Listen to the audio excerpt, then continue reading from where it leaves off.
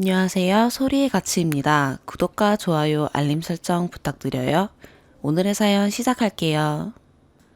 첫 번째 사연입니다. 오늘 이혼 서류 접수했네요. 상대방이 이곳을 자주 보는 편이라 직접 말하고 싶지도 않아 글 올립니다. 가끔 이곳을 들어오는 당신이니까 이 글을 볼 거라 생각해. 가장 큰 이유는 당신은 사과를 안 한다는 거. 사람은 누구나 실수를 할 수 있지. 하지만 당신은 그 실수를 인정하지 않고 사과하려 하지 않으며 모든 걸 어떻게든 내 탓으로 돌리고 평생 잊지 못할 상처를 나에게 너무 많이 줬다는 거야. 이제 나는 날개를 달진 못해도 짐을 내려놓고 조금 더 가볍게 살아가려 해. 다신 붙잡지 말아줘. 당신에게 받은 상처들이 너무 많지만 아직도 너무 사무치는 것들, 평생 치유되지 못할 것들을 얘기해 줄게. 내가 둘째를 가지려고 그렇게 노력하다가 세 번째 유산을 했을 때, 그 세 번의 유산 동안 제대로 된 몸조리는커녕 인스턴트 미역국 한 번 당신에게 못 얻어먹었어. 특히나 세 번째는 변기에 쏟아진 모습을 목격해서 정신적으로도 너무 힘들었지만 어떠한 위로도 받지 못했지. 늘 무뚝뚝하고 표현 못하는 사람이라 그러려니 했어. 하지만 함께 차를 타고 가면서 걸려온 당신 친구의 전화. 핸즈프리로 받아 같이 들을 수밖에 없었던 그 전화에 둘째를 유산한 친구 부인을 너무나 진심으로 걱정하며 그런 힘든 일이 있으면 미리 얘기하지 그랬냐며. 너무 안타까워하며 위로해주던 당신의 모습엔 난 당신에게 뭘까라는 생각이 들며 극심한 우울감에 빠지던 나는 차 안에서 뛰어내리고 싶었어. 부족한 게 많았지만 난 맏며느리로서 잘하려고 노력했고 명절이면 함께 고생하는 게 싫어서 혼자 음식을 다 만들어 시댁에 가서 기분 좋게 나눠 먹었지. 그 대신 음식 먹고 남는 시간은 함께 영화를 보거나 볼링을 치러 가거나 했어. 아직 아기가 어린 막내 동서에게 신경 쓰지 말라고. 아이가 어리니 힘들게 시댁에 미리 오지도 말고 와서 밥만 먹고 가라고 했는데 밥 먹고 영화 보러 가자는 말에 막내 시동생의 카톡은 우린 아이가 어려서 못 가니 영화표로 주세요. 어이가 없어서 무슨 표까지 사서 보내냐고 하니 당신이 그랬지. 공평하게 회비 내서 음식 차리고 공평하게 나누는 건데 뭐가 문제냐고. 그럼 공평하게 음식도 똑같이 나눠서 할까? 라고 하는 나에게 그랬지. 그건 당연히 네 몫인데 생색내지 말라고. 밤새 음식 만들고 명절 근무까지 하는 나에게 눈꽃만큼도 고맙지 않았어. 그래서 명절에 퇴근한 내가 먹을 음식 하나 안 남기고 니들 가족끼리 화목하게 먹은 거야. 얼마 전 암 진단을 받고 너무 불안해하는 내게 당신이 했던 말. 어쩌면 이 말이 이 결혼 생활은 더 이상 의미가 없음을 내게 일깨워준 것 같아. 코로나로 너무 힘든 자영업자들, 나도 예외가 아니었기에 자의가 아닌 상황 속에서 당신에게 금전적 도움을 요청했어. 당신이 도와줬지. 그래, 도와줬어. 도와준 만큼 생활비를 덜 주는 선에서 말이야. 그리고 며칠 후 받은 암 진단에 세상이 무너지는 것 같았고 두 번째 암 진단에 굳건히 지켜오던 내 마음도 버티기가 힘들었어. 너무 힘들다고 말하는 내게 당신이 했던 말. 나는 네가 돈 문제를 만들어서 널 위로해줄 마음이 안 생긴다.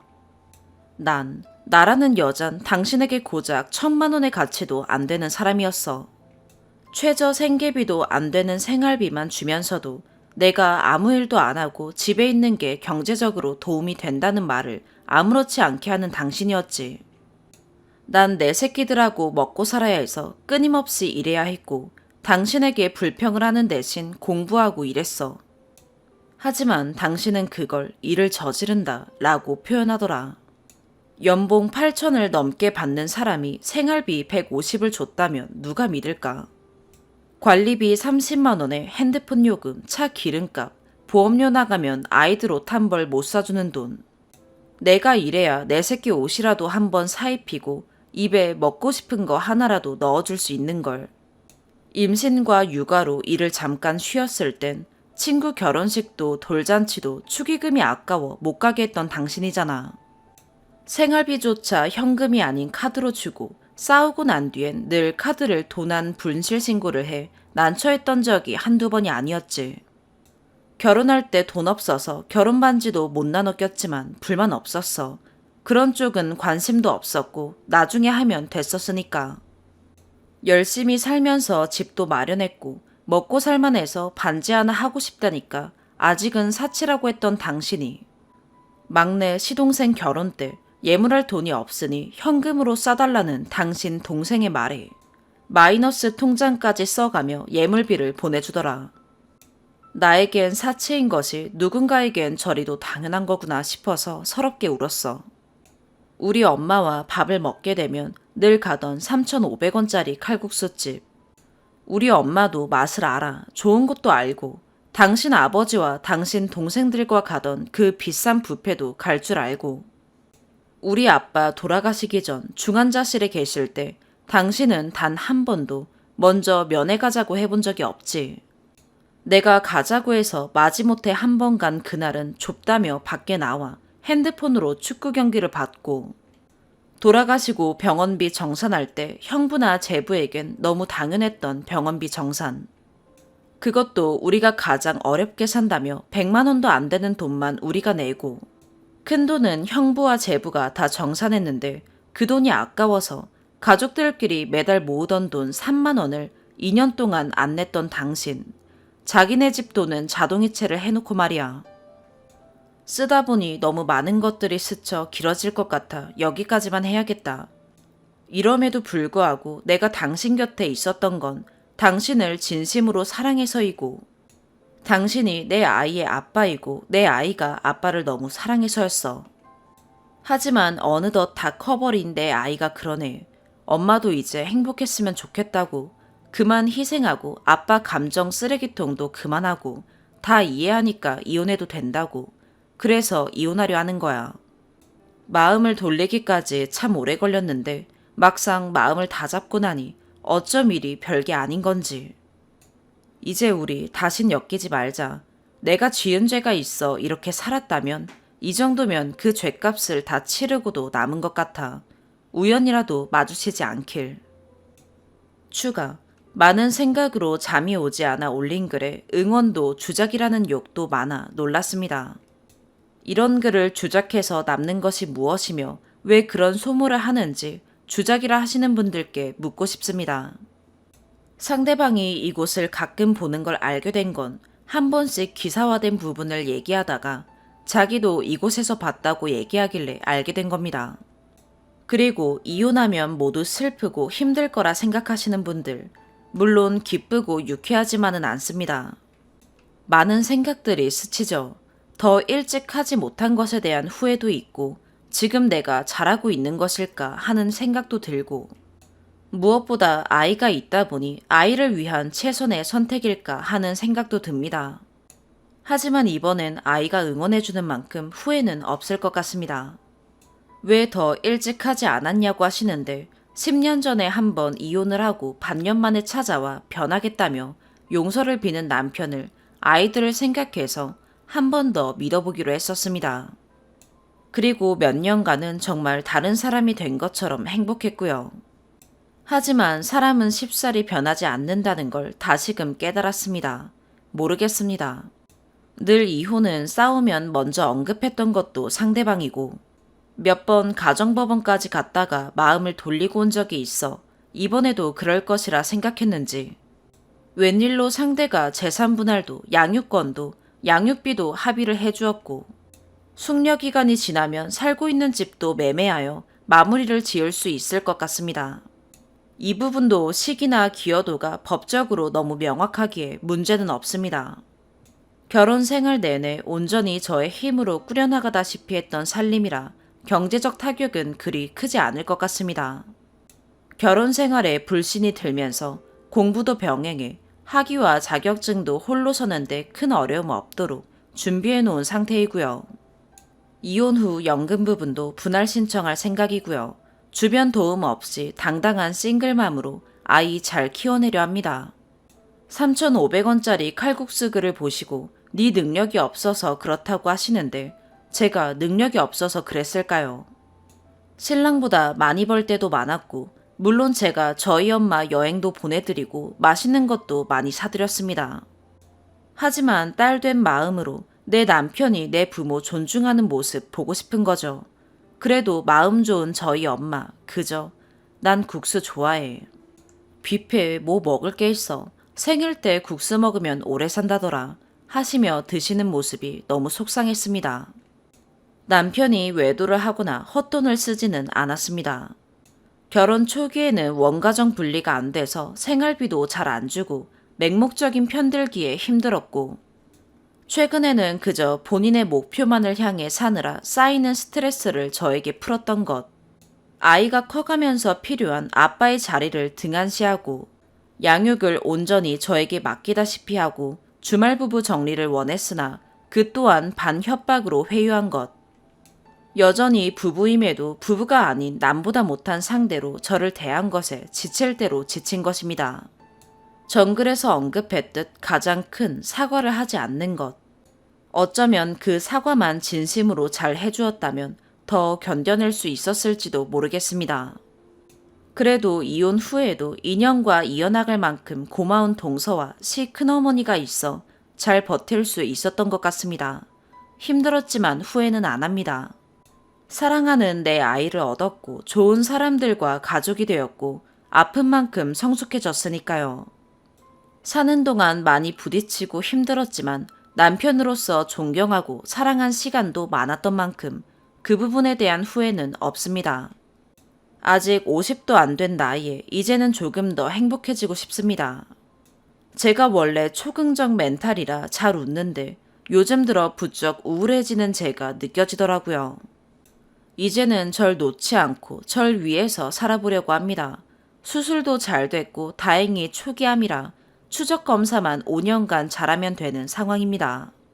응원해주시고 걱정해주신 분들 너무 감사합니다. 아이와 함께 정말 행복하고 건강하게 잘 살겠습니다. 두 번째 사연입니다. 이런 쪽으로 해결 방법 떠오르는 거 있으시면 제발 댓글 부탁드려요. 27살 영어학원 강사예요. 가끔 인스타로 네이트판에서 퍼온 썰 올라오는 거 보면서 시간 보낸 적은 있어도 제가 써보긴 처음이네요. 오늘 고민은 숙박업소 가는 거 본 학생 학부모가 신고한다는데 일단 본론 얘기하기에 앞서서 간단한 설명 드릴게요. 우선 저는 95년생 27살 영어학원 강사고 남자친구는 88년생 34살 같은 학원 원장이에요. 연애한 지는 4년 되었고 학원 일 때문에 만나게 된 건 아니에요. 저는 4년 전에 대학생이어서 다른 학원에 알바, 파트타임 강사로 일하고 있었고 남자친구는 당시에 개인 공부방을 운영하고 있었는데 두세 번 만났을 때쯤 서로 직업에 대해 알았어요. 처음 만난 건 카페에서 음료랑 케이크 받아 자리로 가던 중에 제가 발을 헛디뎠고 지나가던 남자친구 옷에 다 묻혀서 연락처 주고받게 되었어요. 서로 성향이나 가치관이 잘 맞아서 사귄 지 1년 정도 지나고부터 결혼 얘기가 나왔었는데 7살 나이 차는 상관없지만 그래도 제 나이 자체가 24살로 어렸기 때문에 결혼은 한 28살쯤 생각한다 정도로 정리를 해두었어요. 이후로 결혼 얘기를 아예 안 한 건 아니고 26살 될 때까진 거의 안 했다가 이후부터 서로 결혼 얘기를 다시 많이 하고 있어요. 결정적으로 결혼 얘기를 많이 하게 되었던 건 남자친구가 공부방에서 학원으로 이전 준비하면서였는데 저한테 나는 정말 진지하게 결혼을 생각하고 있고 네가 같은 생각이라면 내 학원으로 와서 일을 하는 게 어떻겠냐 라고 말이 나오면서였어요. 그렇게 해서 지금은 같이 일하고 있고 사귀는 건 다른 직원이나 학생, 학부모 모두 몰라요. 서론을 간단히 한다고 했는데 길었네요. 여튼 본론으로 들어가서 사건은 지난 일요일이었어요. 남자친구랑 학원 마치고 숙박업소에 갔었거든요. 시간은 저녁 8시쯤이고 주변이 온통 술집들이라 10대들은 거기를 잘 안 지나다녀요. 특히 밤 시간에는요. 근데 그걸 학원 학생이 보고 몰래 사진을 찍어서 어머님한테 보여줬다는 거예요. 저희가 혹시나 진짜 차라도 알아볼까봐 택시로 이동했고 숙박업소 앞에 내리고 정리하는 찰나에 찍은 것 같아요. 추측하기론 그래요. 제가 사진을 직접 보진 못했거든요. 그렇게 안 들키려 조심할 각오면서 왜 숙박업소를 갔냐 하실 수도 있는데, 저는 부모님이랑 같이 살고 남자친구도 공부방 정리하고 학원 차리면서 부모님 댁으로 들어갔어요.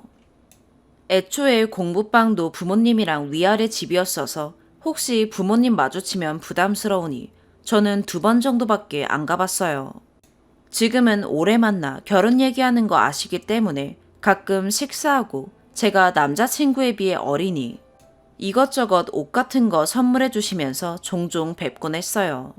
아무튼 학생 어머님이 원장인 남자친구가 아니라 처음에 저한테 연락을 했어요. 몰카를 찍은 해당 학생이 화요일에 학원에 오는데 걔가 9시 마지막 타임에 마치거든요. 10시쯤 전화가 오더라고요. 여자 강사가 처신 제대로 못하고 원장이랑 퇴폐업소 돌아다니는 걸 학생한테 보여주냐고. 자기 아이는 관둘 거고 주변 학부모들한테도 다 얘기할 거라고요. 저희 학원이 수도권 아닌 지방이긴 하지만 공부방 일적에 꽤나 유명했어서 지금 영어 과목만 가르치는 학원인데도 주변 중고등부 종합학원 다 포함해도 원생 수가 지역에서 거의 제일 많아요. 애초에 학생들이 다닐 길이 아닌데 왜 돌아다니며 몰래 사진까지 찍은 건지. 지금 학생 원망할 때는 아니지만 저도 속상해서요. 남자친구한테는 또 고상하게 협박하더라고요. 끝까지 원장님 존대하면서요. 저한텐 반말로 어디 여자가 그랬거든요. 어쨌거나 교육청에 신고할 거란 말이 나온 상태이고 남자친구가 학생 하나 잃는 건 상관없는데 아무래도 입소문이 센 직업군이라 아직은 어떻게 해결할지 고민하는 중이에요. 결혼 얘기를 쉽사리 꺼내기도 부담스럽고요. 결혼 준비를 당장 시작한 것도 아니라서 만에 하나의 경우로 저희가 헤어질 수도 있으니 남자친구도 조심스러워해요. 무엇보다 저도 이런 식으로 오픈하고 싶지도 않아요. 너무 저를 더럽다는 듯이 몰아가서 몸팔아 결혼한다고 들 것 같기도 하거든요. 특히 정말 주변 학부모들한테 떠들고 다니면 진짜 수치스러울 것도 같고요. 보시는 분이 있으면 꼭 조언 부탁드려요. 정말 제발 부탁드려요. 추가, 자기 아이가 저를 좋아라 했었는데 정신적 충격도 있다는 등의 얘기도 했었어요. 유치원생이나 초등학생도 아니고 고등학교 2학년인데 선생님이 숙박업소를 가서 그렇게 큰 충격을 받았으려나요. 지금은 일이 커질까봐 저는 아무것도 안 하고 있는 상태예요. 여러분들 말씀대로 사진을 일단 받아봐야 할 것 같다고 남자친구한테 말은 해두었어요. 교육청에 신고는 무슨 신고냐 하시는데 저도 같은 생각이에요. 제가 공무원도 아니고 일개 사교육 강사인데 그 부분에 대해서 전화라 내용이 자세히는 기억 안 나지만 저도 교육청에 신고할 거란 말을 들었을 당시에 놀라서 네? 무슨 신고요, 어머님? 이라고 대답을 했었어요. 그랬더니 흥분하셔서 여자 강사가 일하러 가서 애들은 안 가르치고 원장을 꼬셔서 밤에 퇴폐업소 돌아다니는데 애들한테 어떤 짓을 했을지 누가 아냐. 교육청에 신고해서 당신 신분조사도 하고 학원에 방문해서 감사도 받게 해달라 할 거다. 대략 이런 내용으로 소리를 지르면서 말씀하셨어요. 어머님께서 숙박업소를 굳이 퇴폐업소라 칭했는데 일부러 그러시는 듯해요. 숙박업소를 왜 가냐 하고 핀잔하시는 댓글이 있던데 저희도 평소에 굉장히 많이 주의를 두는 편이에요. 그렇다고 저나 남자친구가 혼전순결도 아닌데 서로 부모님 다 사시는 집에서 관계를 할 수는 없잖아요. 게다가 여기가 워낙 지방이라 규모가 있는 호텔로 가기는 시간상 어렵기도 해요. 나름 학생들이 절대 안 다닐 만한 곳에 갔다고 생각했는데 이런 일이 생겼네요. 저희가 갔던 쪽은 주변에 낮이든 밤이든 절대 10대가 드나들 건물이 없다고 보시면 돼요. 술집, 고깃집, 숙박업소가 전부인 길이에요. 저도 침착하게 나서야 하는데 이런 적이 처음이라 대화도 안 통하는 사람이라 그냥 놀라기만 하고 있었네요. 저 정말 이렇게 억지에 말도 안 되는 주장으로 괴롭히는 사람 인스타에 올라오는 썰 같은데 말고는 처음 봐요.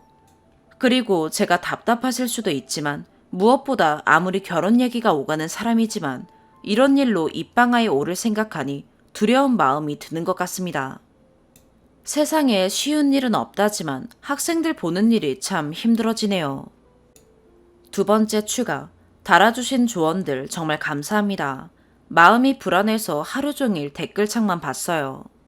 제가 나름 20대 후반이고 어린 나이는 아니지만 당황하면 바로 멘탈 관리 못하고 아무것도 못하는 편이라 익명의 힘을 빌려서 글을 썼는데 많은 분들이 본인의 일인 것처럼 화도 내주시고 꽤 구체적으로 방안 달아주신 분들도 여럿 계셔서 머리가 많이 차가워졌어요. 진심으로 감사드립니다. 가장 걱정했던 부분은 학생 어머님의 말도 안 되는 신고보다 여기저기 제 이름을 노출시키고 다니는 거였고 워낙 대화가 안 통하는 분이시라 정말 홧김에 주변에 다 퍼뜨리면 어쩌나 하는 게 컸던 것 같아요. 남자친구랑은 이렇게 만나다 보면 빠르면 내년 결혼을 하게 되겠지만 그거랑은 별개로 말이 어떻게 와전될지 모르기 때문에요. 어쨌거나 남자친구가 내일 오전에 뭔가 술을 쓴다고 하는데 상황 봐서 후기 올릴게요. 공감해주시고 화내주셔서 정말 감사드립니다. 세 번째 사연입니다. 장인 돌아가셨는데 전화로 갈구는 남편 직장 상사. 우선 결론부터 말하면 제가 전화 뺏어받아서 소리를 빽빽 질러버린 상태입니다. 지금도 화가 나서 도저히 담아두고 소화시킬 수가 없습니다. 우선 어제 장지 잘 모시고 왔고요. 오늘 신랑 회사 인사과와 감사과에 연락해서 통화 녹음 파일 보내놓은 상태입니다. 신랑도 동의했어요. 이 새끼, 이 코로나 시국에 제가 반드시 실직시켜 버릴 거예요.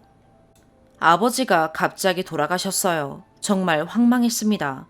사고는 아니고 뇌출혈이에요. 혈압이 좀 있긴 하셨지만 동년배 평범한 수준이셨어요. 저는 첫째 딸이고 밑에 여동생 하나 있습니다. 이것도 참 웃기긴 한데 이렇게 되면 제 남편이 상주가 되더군요. 코로나 때문에 음식 대접을 못하는 상황이고 문상객이 많지는 않았어요. 대부분의 분들이 정신없어 전화 못 받을 듯 해서 톡이나 문자 남긴다며 위로의 말씀 많이 전해주셨어요. 그런데 신랑은 웬 전화가 그렇게 많이 오는지. 아버지도 아니고 빙부상인데 이렇게 위로 전화가 많이 오나 싶을 정도였어요. 계속 장례식장 안에 유가족들 쉬라고 있는 내실 들어가서 전화를 한참 붙잡고 있더라고요. 그렇게 정신없는 첫날이 지나가고 제 신랑이 잠깐 자리 비운 사이 제 친구가 문상 왔는데 친구가 제 남편이 장례식장 입구에서 전화를 붙잡고 마치 혼나는 사람처럼 서 있다며 도저히 모습을 봐서는 조의 표하는 내용이 아닌 것 같다고 무슨 일 있냐고 하더라고요. 그래서 친구 마중하면서 장례식장 입구에서 좀 떨어진 흡연구역에서 전화 받고 있는 신랑한테 조심스럽게 다가갔는데 네, 파트장님. 아니요, 그게 아니고. 그럴 리가요. 아닙니다. 불만 없습니다. 네네. 아유, 아닙니다. 아니요, 한숨 쉰 게 아니고요. 불편하셨다면 죄송합니다. 남편 업계가 평생 새로운 기술을 공부해야 하는데 그 파트장은 엄청난 꼰대에 실력도 떨어지고 공부도 안 해서 밑에 직원들한테 본인 면이 안 서니까 갈구고 분위기 험악하게 조성하고 아랫사람들이 엄청 운운하면서 본인 존중하고 존경하라고 강요하는 사람이라고는 들었어요. 저희 집 사고 집들이 했을 때 남편 회사 동기분들 한 11명 정도 불렀었는데 모두가 한 목소리로 얘기했어요. 그 파트장 쓰레기라고요.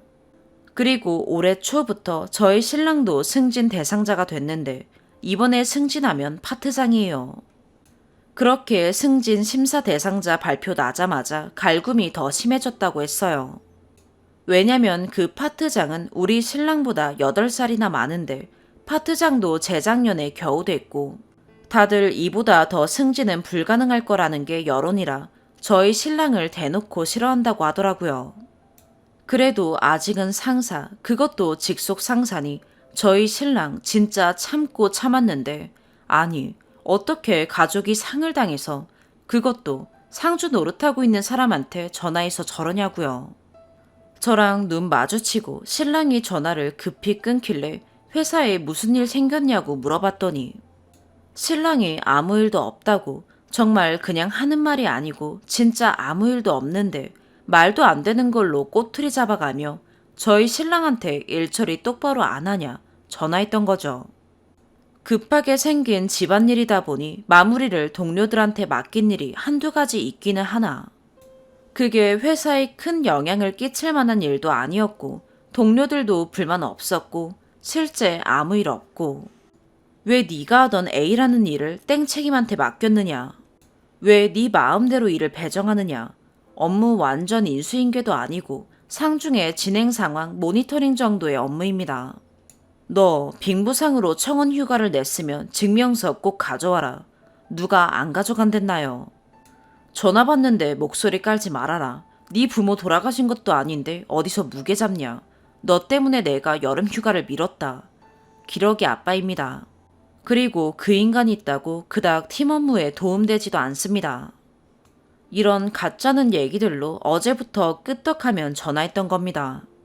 전화할 때마다 단순히 용건만 말하고 끄는 게 아니라 태도 지적하며 숨소리 지적하며 말꼬리 잡으며 불만 있냐고 따지며 몇십 분씩 끌었고요. 제 남편뿐 아니라 팀원 전체가 이 파트장과 통화할 때나 대화할 때 녹음한답니다. 저 이 녹음본 장례식 중에는 딱 하나 들었는데도 너무 화가 났는데, 상 다 끝나고 총 9통의 전화 중 제일 짧은 게 13분인데 다 들으면서 눈물이 다 나더군요. 아무튼 그렇게 흡연구역에서 전화 받는 거 보고 나서 혹시 그 사람 전화 안 받으면 어떻게 되냐고 신랑한테 물어보자. 안 받았더니 밑에 직원들 일도 못하게 우리 남편한테 전화 넣으라며 괴롭힌대요. 팀원들이 어떤 일 때문에 그러시냐, 남편이 웬만한 내용은 다 전달하고 갔다 하면 끝까지 뭐 때문에 전화한다고 말 안 하고 무조건 전화 넣으라고. 그래서 저희 신랑 바로 밑에 직원이 상중에 이러는 건 좀 아니지 않느냐 했더니, 상중이면 그만큼 월급에서 까냐고, 월급 나오는 거면 일해야 하는 거라 하질 않나. 팀원들이 다 전화 안 하겠다고 하니까 옆 팀 전화로 전화하고 다른 사람 핸드폰으로도 하고. 아무튼 안 받고 겨우 피하다 받은 게 9통입니다. 다시 장례식장에서 조문객 맞이하고 있는데 또 전화가 오더라고요. 마침 손님도 없고 여동생도 없을 때라 그냥 제 앞에서 받으라고 했어요. 근데 받자마자 야, 가 들리더군요. 그러더니 낄낄대요. 제가 스피커폰으로 빼서 돌렸어요. 신랑이 네 파트장님 무슨 일이세요? 했더니 무슨 일이냐면 내가 아까 땡땡하청 업체랑 점심 먹는데 너 업체 만나러 갈 때마다 얘네가 밥 산다 그래도 우리 법카로 밥 샀다며?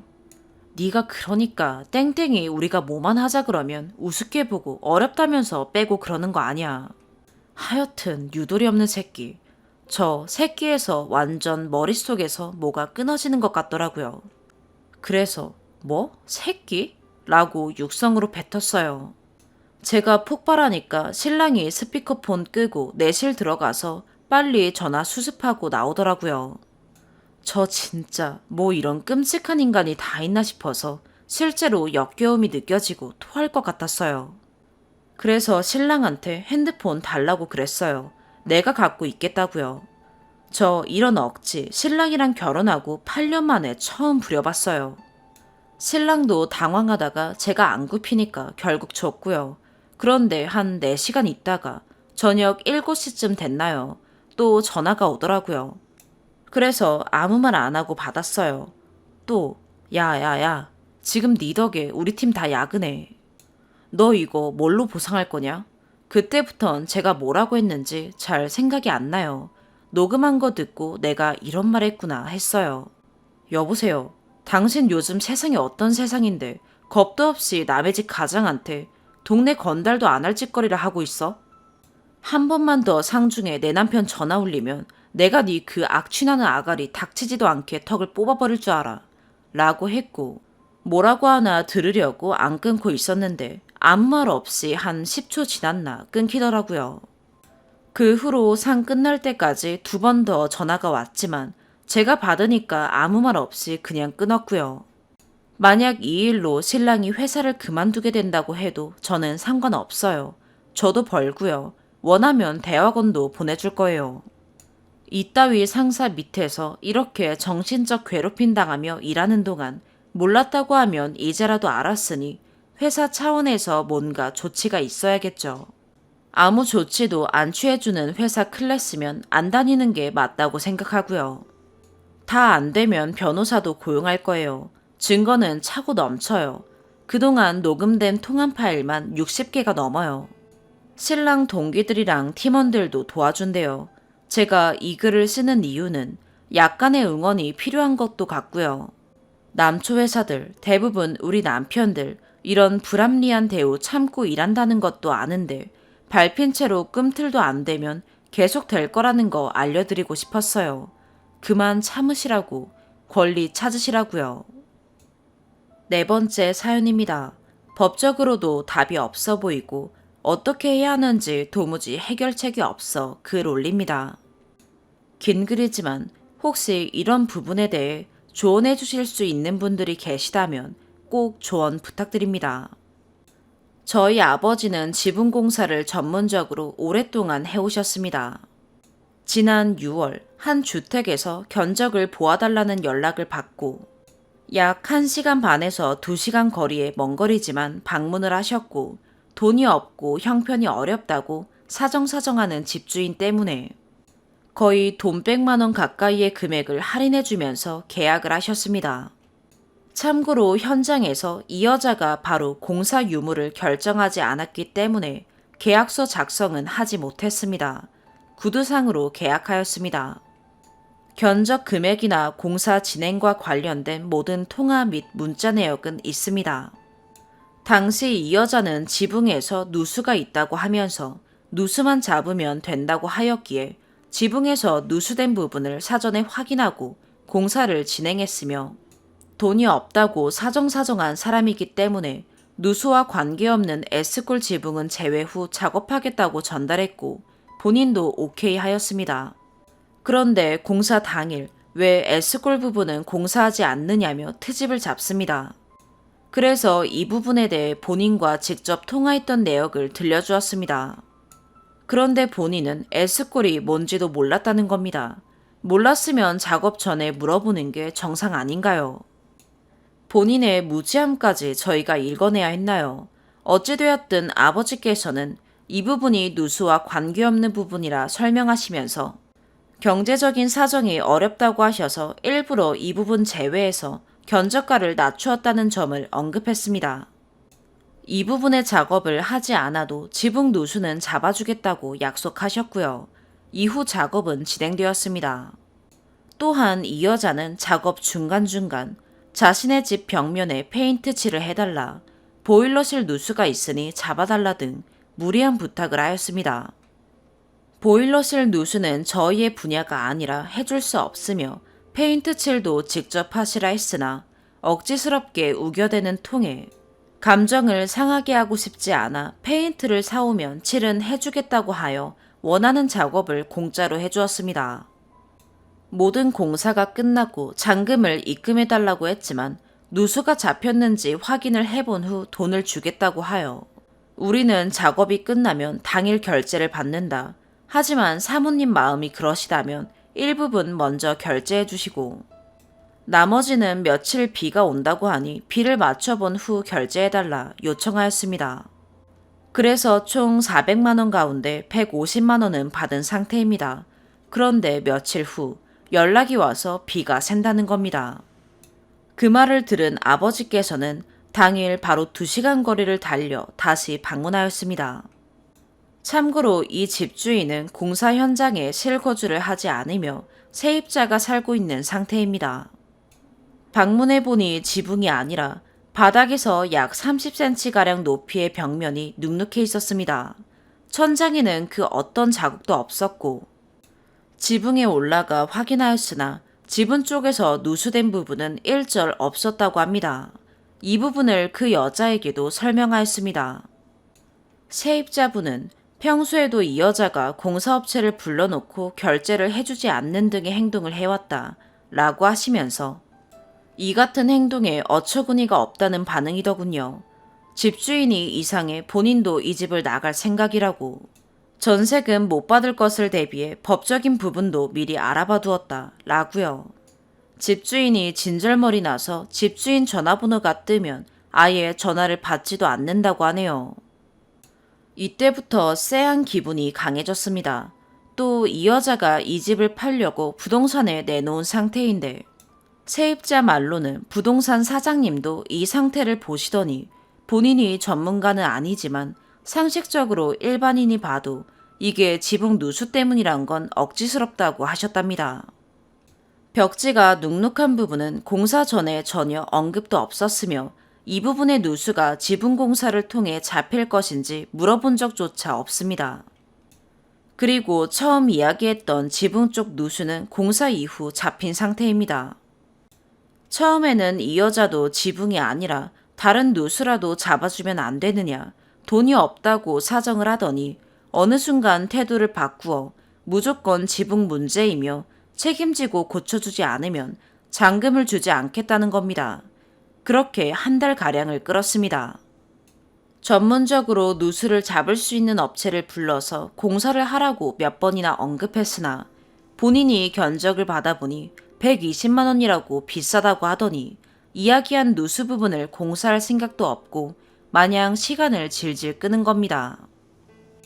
그 이후로 전화도 피하고 문자도 피하면서 시간을 더 끌어 현재는 3달 가까이 접어들었습니다. 자재비와 인건비 문제가 계속해서 있었던 터라 아버지께서는 어떻게든 잔금을 받아보고자 지붕 공사를 할 때 보니 외부 벽면 쪽에 누수가 있는 것 같더라.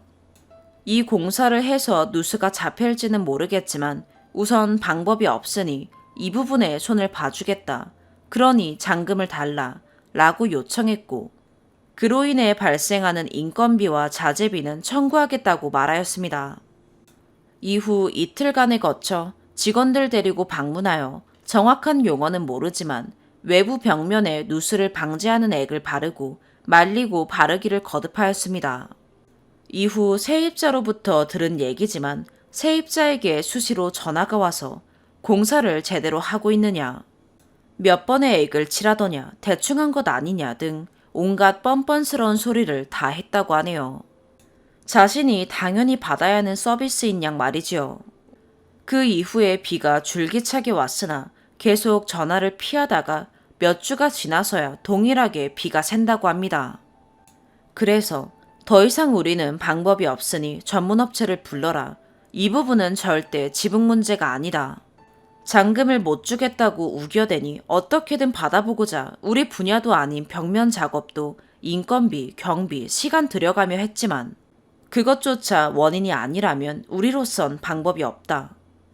정 우리 말을 못 믿겠다면 전문가를 불러 삼자대면을 하자 라고 했으나 아무런 근거도 대지 못하면서 무조건 이건 지붕 문제라며 처음에 S골 부분을 작업하지 않아 생긴 문제니 책임을 지라고 우겨대고 있습니다.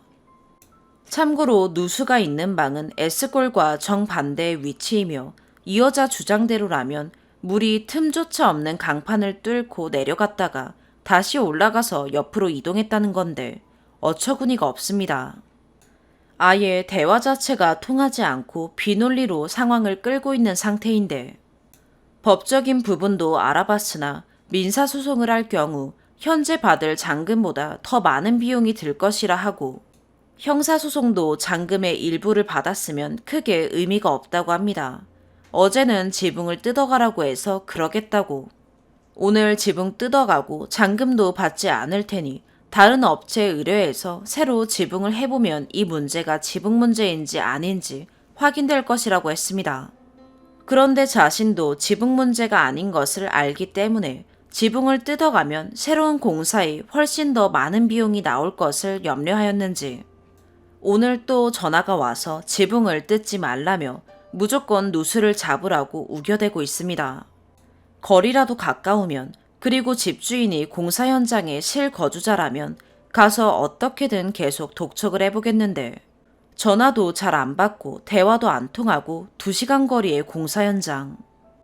이런 상황에서 이러지도 저러지도 못하고 어떻게 해야 할지 모르겠네요. 혹시 이런 상황에 처해 보신 분이 계시거나 대처할 방법을 아시는 분이 계시면 답변 부탁드립니다. 오늘의 사연 여기까지입니다. 구독과 좋아요, 알림 설정 부탁드려요. 시청해 주셔서 감사합니다.